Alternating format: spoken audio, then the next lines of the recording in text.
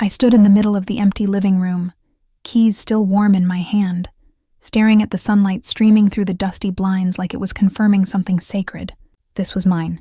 My name on the papers, my signature on the loan, my grit stacked from 10 years of being overlooked to finally arrive at this one defiant moment. I ran my fingers along the chipped doorway and thought, it's ugly, but it's mine. I expected happy tears. Maybe a proud hug. But when I opened the door to let my parents in, I was hit with the kind of silence that tastes metallic. My dad stepped in, looked around once, and said, "So, this is it?" My mom wrinkled her nose like she'd smelled rot. "And tell me again, whose money bought this?" I blinked, thought she was joking. "Mine," I said, still smiling. "I saved for 3 years. I didn't want to make a big deal of it before anything was certain." Their expressions didn't soften. My mom's arms crossed. "You didn't tell us you were even thinking of buying. Why would you keep that from your own family, unless you had something to hide?" I laughed nervously. "I didn't want to jinx it." Dad shook his head. "Something about this doesn't feel right. Mortgage companies don't just hand houses to people your age, especially when your job barely—" He trailed off, which almost felt more insulting than finishing the sentence. "It's not about age. It's credit and down payment," I said. I planned. I worked extra hours. I got a good interest rate. My mom gave me this flat look. "And that down payment, that had to be from us." "What?" I blinked. "No, I used my own savings." Dad's voice sharpened. "You used part of the gift money, didn't you?" "The what?" "From birthdays. That was family money. We saved that for you all these years. That was meant to be used wisely, for your future, with our guidance." I want to say I kept my cool, but truthfully, I felt a heat rising beneath my skin. "So now it's a crime to use money saved for my future." "On my future? That wasn't yours to use this way," Mom snapped. "You don't buy property without telling your parents. That's reckless. That's disrespectful." I looked around the house for a second. Its imperfect walls, the creaky kitchen floor, my future bruised and breathing through lath and plaster. And for the first time, I didn't feel proud. I felt accused, as if doing something good for myself, without their permission, was a betrayal. I tried one more time to bridge the silence. "I wanted to show you first. I thought, maybe you'd be proud." They didn't answer. My mom stared at the archway like she couldn't wait to tear it down. Dad muttered something about needing to reevaluate the situation. By the time they left, Dad said he'd be reviewing where their money went, and Mom said, "We'll see about this when the dust settles." And just like that, my joy curdled. The keys in my hand didn't feel warm anymore. They felt like a fuse, ticking down to something awful. I'd thought buying a house would mark my beginning. I didn't realize it was the end of the illusion that we were on the same team. I should have known then. Their silence wasn't disapproval. It was strategy. I didn't wake up one day with the intention to keep secrets from my parents. It wasn't some grand rebellion or a petty desire to be sneaky. It was survival. Slow, silent, and necessary. The day I got the raise, my first real promotion, I didn't even tell my best friend. I remember walking out of that HR office with a small smile and a tightly folded letter in my purse, as if carrying it too proudly would jinx it. I didn't shout, didn't splurge, didn't post. I went home, ate leftovers, and updated the spreadsheet I kept hidden in a private folder on my laptop. Just a quiet log of every cent I'd managed to save since moving out. I knew better than to let my parents find out. Because growing up, any glimpse of independence, any ounce of pride was met with suspicion.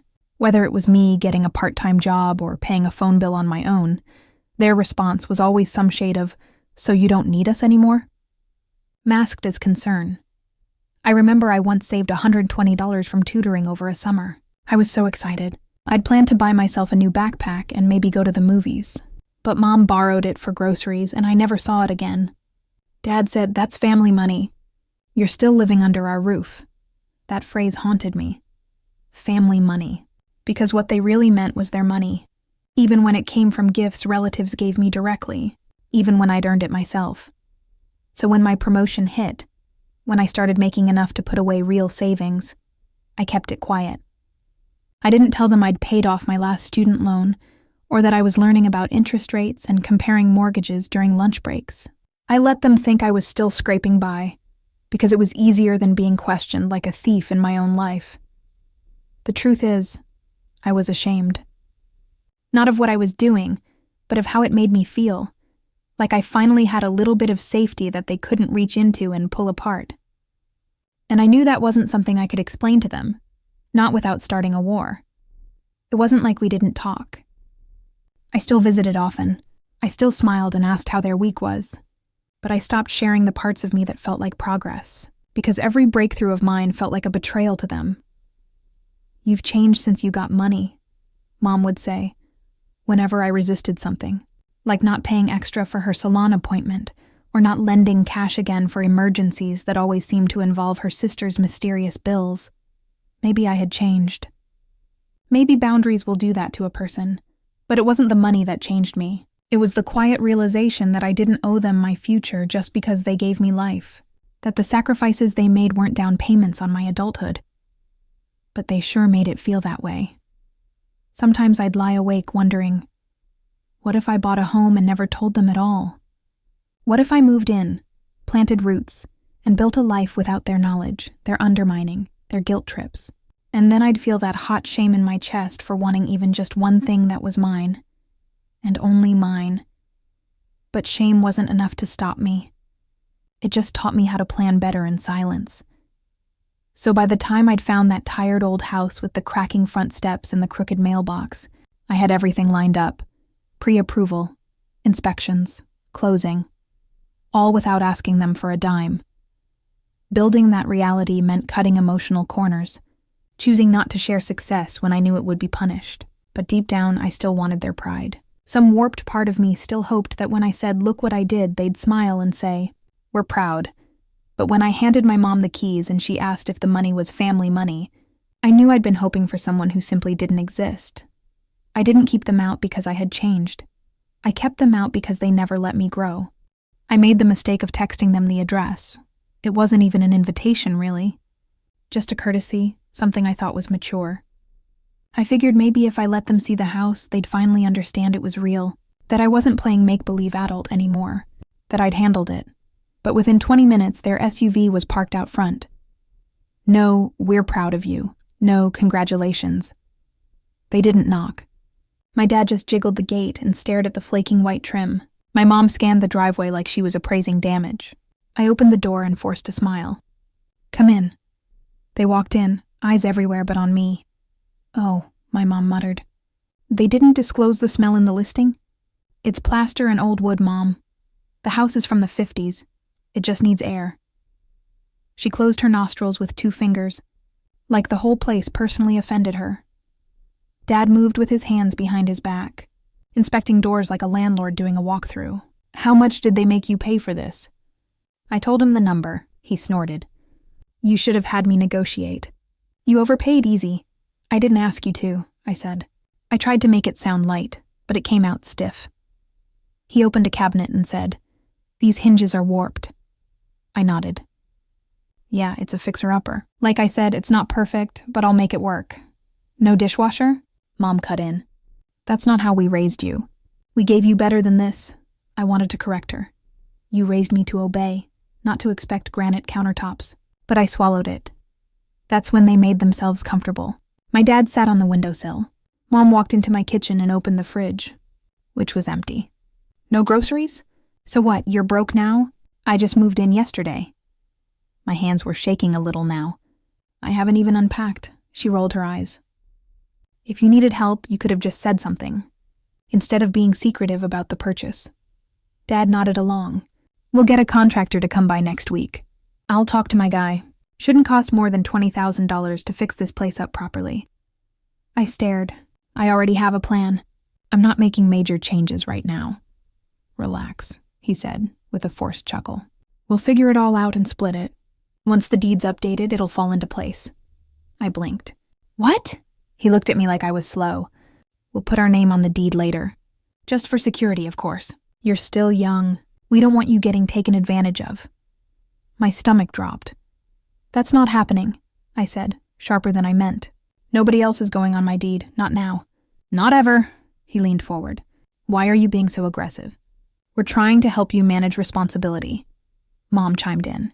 Exactly. This isn't just a house, this is your future, and your family's future. I didn't buy it for the family, I said.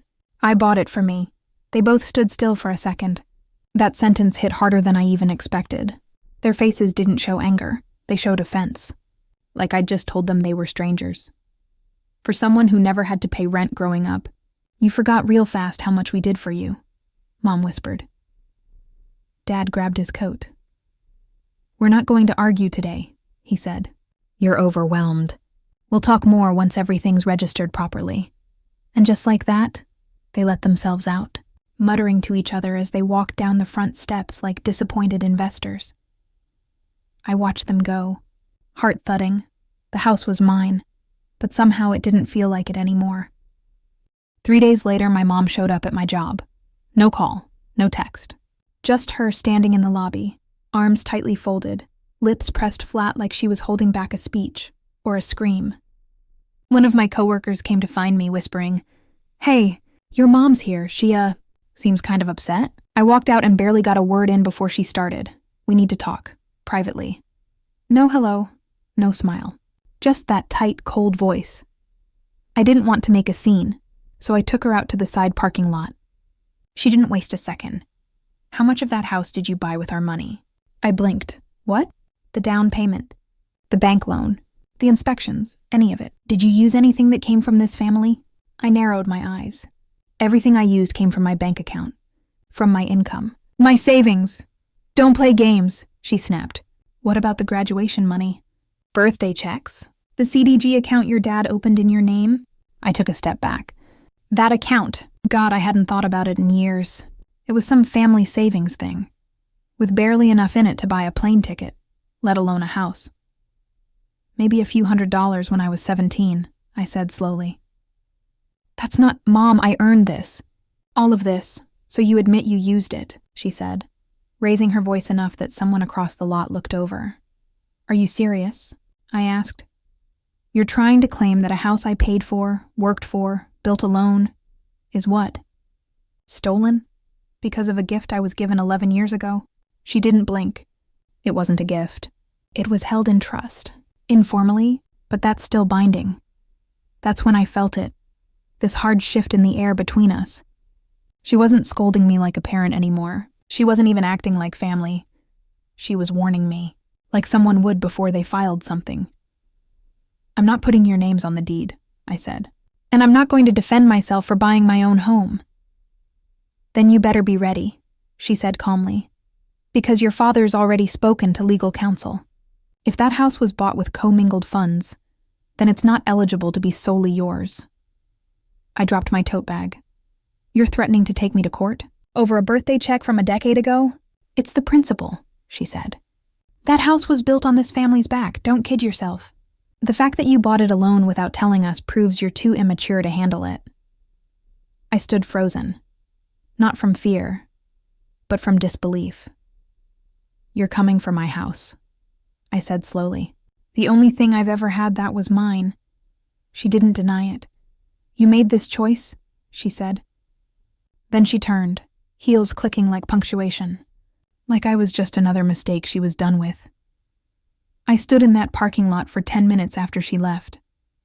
I wish I could say I cried, or screamed, or felt something poetic, but really, I just went numb. I knew now this wasn't some misunderstanding or a temporary overreaction. They were serious, legally serious, and I was standing alone, at work, in life, and now on the line between freedom and family. Whose name is on the mortgage? Just mine, and apparently, that's the problem. The envelope was cream-colored and formal, stamped with something official-looking that made my stomach twist the second I pulled it from the mailbox. I stood on the porch holding it for a while before tearing it open. Like maybe, if I didn't read it, it wouldn't be real. But there it was. Legal language, dense and cold. Plaintiffs, Richard and Melanie. Last name. Defendant. My full name. Cause. Fraudulent acquisition of joint family property. I read it twice. Then a third time. Not because I didn't understand, because I did. And that made it worse. They'd done it. My parents had filed an actual lawsuit against me. I sat down on the top step of the porch and stared at the paper on my lap, shaking. Fraudulent acquisition? Of what? A house I bought with my salary? A trust fund that barely covered textbooks? Were they seriously arguing that every milestone in my adult life was theirs? I wanted to scream, but what came out instead was this ugly, broken laugh. Because who sues their own child over a damn house? Apparently my parents. Less than 3 hours later, my phone exploded. First, my cousin in Oregon messaged me. Hey, I don't want to pick sides, but... Whoa, what's going on with your parents? Is it true they paid for your house? Then an aunt I hadn't heard from in months. You should have talked this over with your dad first. A home is a family asset, not one person's prize. Then someone I barely remembered from my dad's church group commented on my old Facebook post about moving in. Always sad when money comes before values. Praying for clarity and peace. They had posted about it, not directly, no names of course, but vague enough to avoid defamation and sharp enough to sting. Sad when children forget who lifted them. Entitlement disguised as independence is still betrayal. We gave sacrifices so they could build, only to watch them build alone. My mother's audience ate it up with hearts and so true comments. Not one person asked for my side. Not one. I didn't know humiliation could have layers until that week. There was the lawsuit. That was the surface sting. But underneath it was the shame nobody talks about. Being accused of greed by your own blood. The quiet sideways glances from family who clocked me as ungrateful. The texts that didn't ask if it was true, but assumed it already was. I felt like I was drowning in a room full of whispers. And the worst part? I started doubting myself. I opened my banking app almost compulsively, checking the down payment transactions, rereading the loan terms, the pay stubs, the savings trail, as if numbers could quiet the noise in my head. I knew I'd done nothing wrong. I knew the house was mine. But when everyone around you acts like you've stolen something, a horrible part of you starts to look over your shoulder. Maybe I should have told them earlier. Maybe I should have pretended it was a group decision. Maybe I should have let them feel involved so this wouldn't happen. That spiral, it happens fast. One day I felt like a homeowner. Now I felt like a defendant in a courtroom I never asked to step into. By the next morning, the shame had turned to something darker. Anger so sharp I could barely sleep. They didn't just file papers. They weaponized my entire life behind my back. They smeared me. They made people pick sides without giving them the whole story. And all because I didn't hand them keys to a house they never helped build. They summoned me to court? Fine. I used to think courtrooms had 4 walls and a judge. Turns out, they can look like a group chat. It started small. My Aunt Teresa posting a Bible verse on Facebook about honoring your father and mother even when it hurts. No names. No hashtags, just a quiet dart intended directly at me. Then the church forums got louder. My parents had prayer requests submitted on their behalf. Prayers for reconciliation with a wayward child who has allowed pride and worldly influence to cloud her sense of duty. They said nothing directly. Ever, they didn't have to, everyone else did the talking. My cousin Marla tagged me under a video about entitled adult children forgetting their roots. A woman from my mom's book club messaged me directly to say, I hope the money was worth the shame you've caused. I didn't even know who she was. Screenshots flooded in from classmates I hadn't spoken to since high school. Comments under vague status updates. Speculative threads about that girl with the house drama. Each one felt like a scratch to the skin. Some said I was spoiled, taking my parents' retirement fund and dumping them when I got what I wanted. Others said I'd always been cold. Should have seen this coming, one even wrote. She always looked down on them. I could barely keep up with the lies, let alone fight them. What hurt most were the whispers from people who should have known better, the ones I'd gone out of my way to help. An uncle I once lent rent money to now called me materialistic. A second cousin I'd given my bed to, during a storm said I was selfish for excluding family from the deed. They didn't ask for the truth. They just assumed it hadn't come from me because guilt doesn't trend as well as gossip.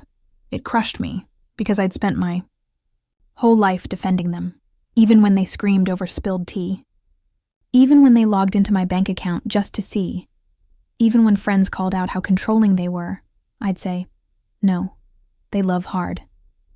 I protected their reputation more fiercely than I ever protected my own peace. And now, they'd turned that same community into a jury. I barely ate. I couldn't sleep. The house started to feel haunted. Not by ghosts, but by the weight of being told I didn't deserve it. That I had somehow stolen something I built. I stopped inviting people over, drew the curtains tighter, ignored the constant ping of new messages. At one point, I stood in the kitchen just staring at the mortgage statement on the counter, wondering if maybe it really would be easier to give it up. Just walk away, cut a check and let them put their name on the door like they wanted. If this was the price of ownership, maybe I didn't want it anymore. But then I remembered that day years ago, when I was 10, and my parents donated all my birthday money to the church without even telling me because kids don't need cash. I cried for hours, and when I confronted them, my mom snapped. That's what we do with blessings. We don't hoard them. I had gaslit myself for so long into believing that their control was love, that their manipulation was protection. But now I could finally see it. They never wanted me independent. They wanted me obedient. As long as I depended on them, I was good. But the moment I stood on my own 2 feet, I became defiant, disrespectful, dangerous. This wasn't just a legal case over a house. It was a punishment for growing up. And even though I wasn't in an actual courtroom yet, I felt suffocated under the weight of a guilt I hadn't earned. The court of gossip had made its ruling. But I had one witness they hadn't silenced yet, my own voice, and I was finally ready to use it. I never thought I'd be the type of person who needed a lawyer. Lawyers were for rich people and criminals, not people who just wanted to be left alone in their starter home. But there I was on a quiet Tuesday, raw from another night of whispered texts and sleeping with my phone face down just to avoid seeing my parents' names, when a colleague took me aside. Her name was Lisa. We hadn't talked much before, just occasional smiles in the break room. But she waited for me after a meeting and said quietly, "My uncle tried to sue me over a cabin I inherited. If you need someone, I know a good attorney." I stared at her, blinking. She held out a sticky note with a name and number. No judgment. Just understanding. That afternoon, I made the call. The lawyer, Diana, answered with a calm warmth that felt like oxygen after weeks underwater. Over video chat, I walked her through the situation. The house, the so-called family fund, the summons, the vague online attacks, and my parents' new campaign portraying me as some greedy, wayward child who'd robbed them blind. She listened and took notes. Then, when I showed her the actual documents they filed, complete with a ridiculously inflated value for the birthday savings and claims that I acted with intent to deceive and defraud the family unit, her mouth, actually, twitched into a smile. "They lied," she said, "on a legal complaint, and they left a paper trail. Sloppy." I felt something crack open in my chest. She walked me through my options, calmly but firmly. I hadn't done anything illegal. All money used had been in my personal bank account for years. Their family fund wasn't documented. Their claims were based on emotional labor, not financial reality. And best of all, every ridiculous stretch in their complaint made it that much easier to unravel in court. "You have nothing to be afraid of," Diana said. "In fact, this isn't just defensible. It's winnable." And suddenly, for the first time in months, I felt the weight on my shoulders start to lift. She asked me if I had emails, texts, screenshots, documentation of the way they'd been behaviorally pressuring me about the house. The group chats, the passive-aggressive Facebook posts, everything. I had plenty. Over the next few days, we built a folder. Every snide comment, every social thread, every contradiction between what they said to others and what they filed with the court. Diana highlighted them like a surgeon marking where to cut. By Friday, she sent over a draft response that was part legal rebuttal and part spiritual middle finger. It wasn't revenge. It was protection. But God, it felt electric. For so long I had felt cornered, powerless, painted as selfish for wanting something of my own. But that was the thing about abusers with good reputations. They think perception is enough to win them the war. They forgot documents talk. Timelines prove. Screenshots don't blink. They forgot that once you give someone like me a voice and a lawyer, there's no going back. I used to be terrified of being dragged into court. But now I was dragging the truth in with me. Court isn't like what you see on TV. It doesn't feel cinematic. It feels cold, like hospitals, but with less compassion. Clean floors, humming fluorescents, uncomfortable chairs. It smelled like glue and government. I sat there in a blazer that didn't feel like me, with my documents clutched in shaking hands, trying not to throw up. Diana sat beside me, calm as ever, her legal pad marked up like a war map. She whispered, "Breathe. We're ready." And I believed her. I just wished I felt it. Then they walked in. My parents.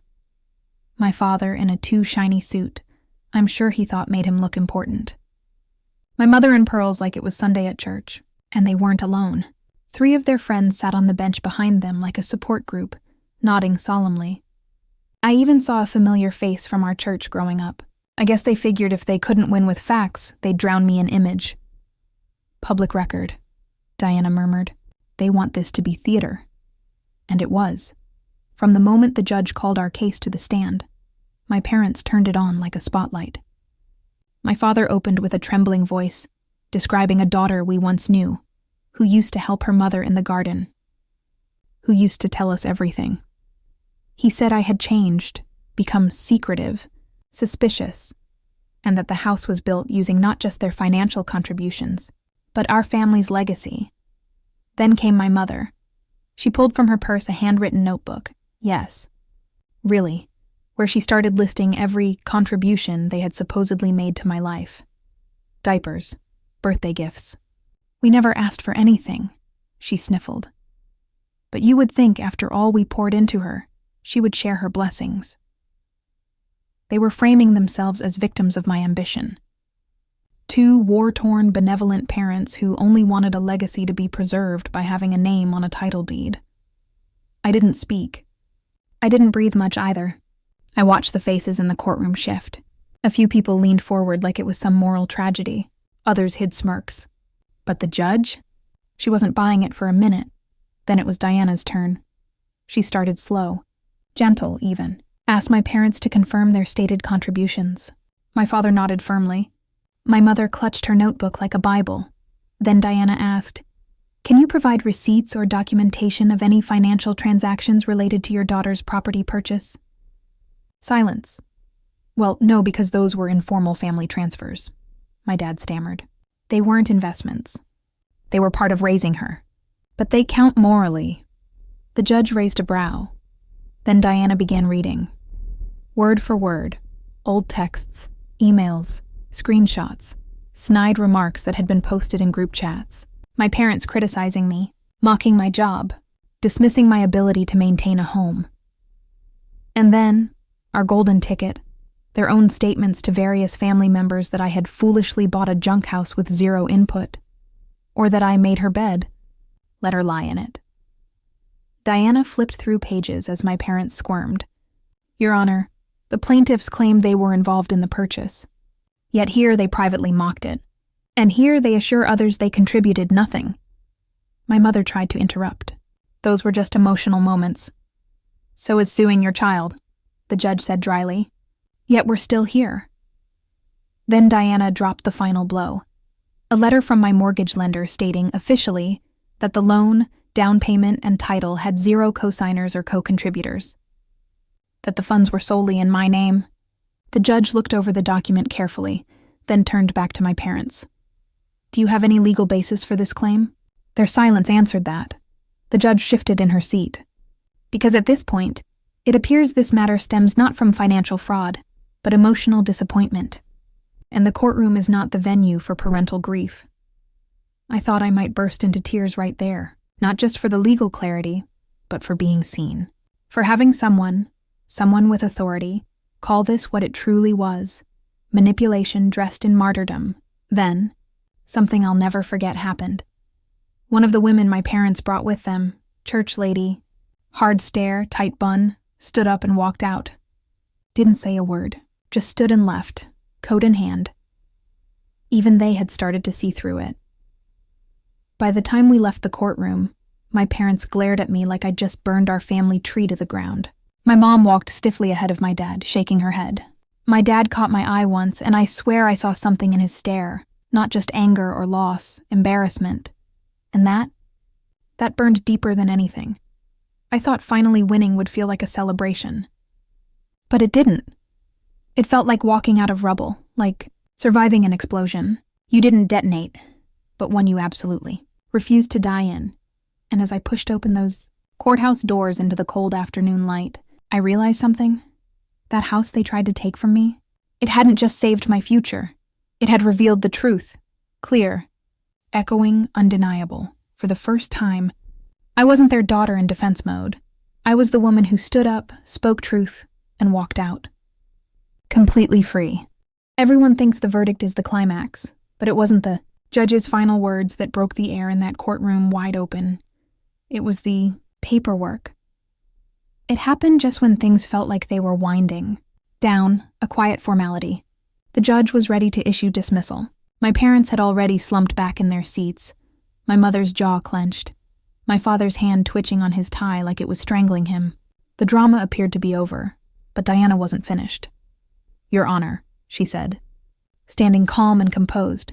"If I may add one final point for the record, my client, in anticipation of these escalating circumstances, made a legal transfer of the property into a protective housing trust 3 weeks before this claim was even filed."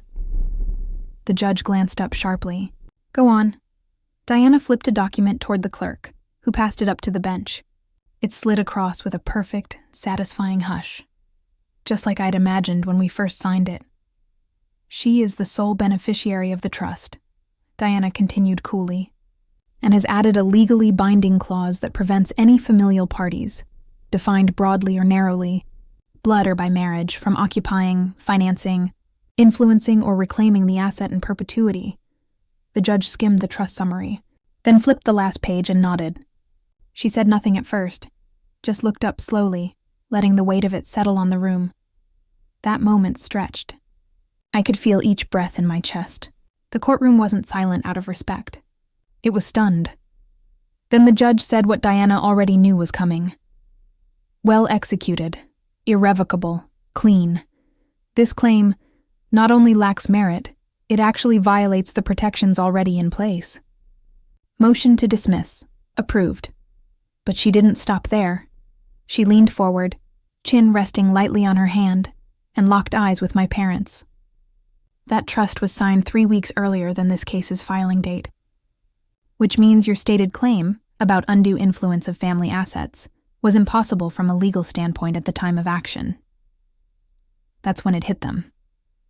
My father paled. My mother's mouth opened slightly, just enough to take in a shallow breath before clamping shut again. Their case hadn't just failed. It had completely collapsed under the weight of its own arrogance.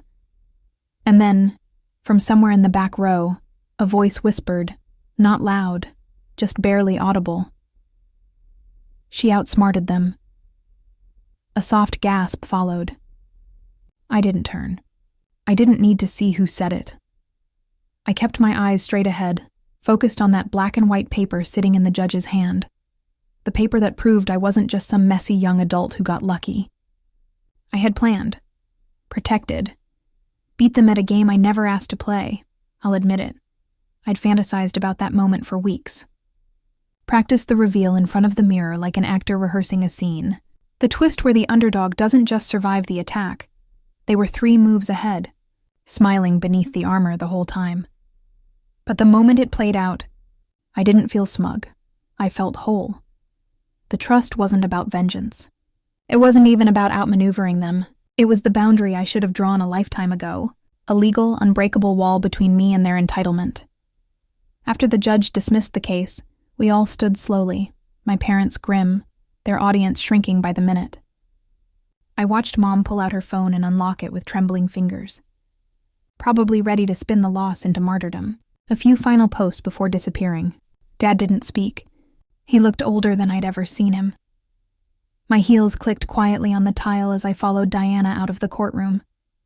Outside, we stood still for a moment underneath a gray sky that didn't quite know whether to rain or clear. "You good?" she asked, tucking the folder under her arm. I nodded.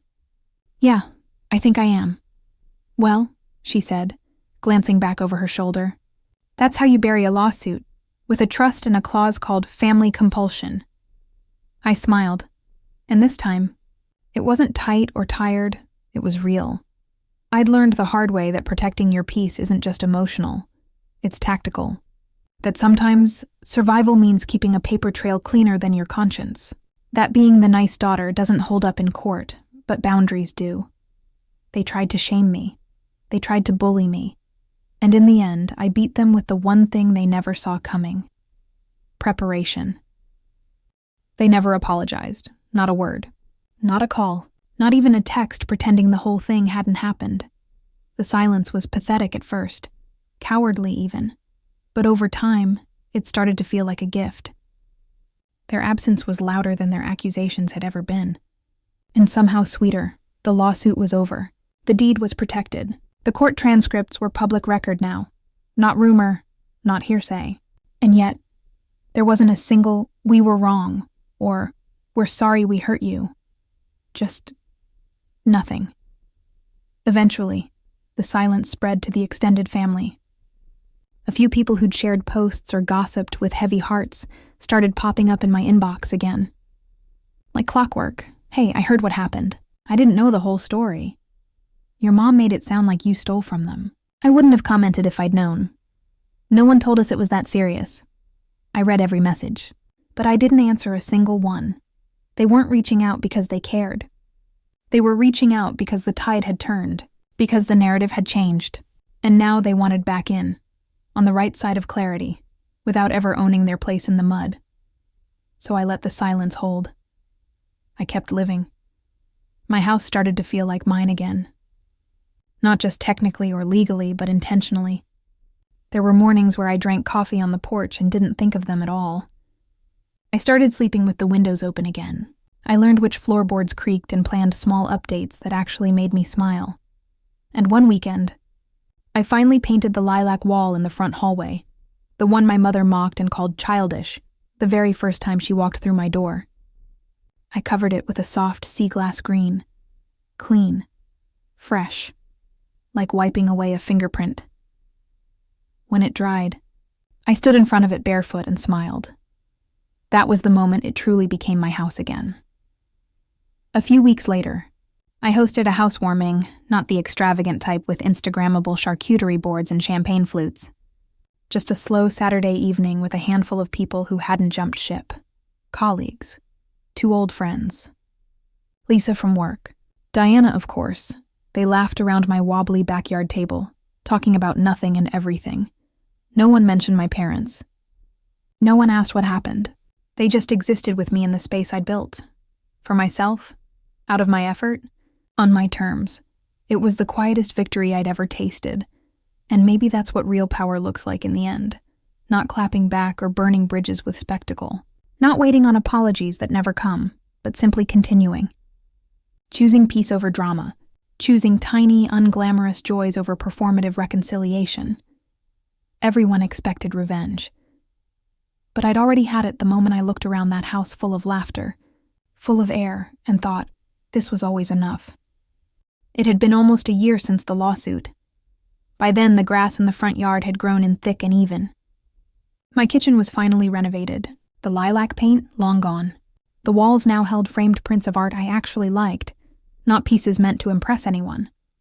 Sometimes I still caught myself expecting the other shoe to drop, but mostly the quiet had become normal, safe. I'd blocked my parents months ago, no letters, no drive-bys, no secondhand messages, just nothing. Until one morning, ordinary enough, I was drinking tea and flipping through emails. I saw a Facebook message request. It was from a woman I recognized instantly, one of the old church ladies, one of the same people who used to pray for me, back when I was the family's shame in a lawsuit. Her message read, "Hi, hun. There's talk in the community about healing. Your parents are ready to move on, and they feel the house would be a beautiful symbol if you were willing to offer it back to the family, even temporarily. You know, just to close the wound and start fresh. Hope you're open to it. I read it twice. Did they seriously expect me to just hand it over? As if healing was transactional?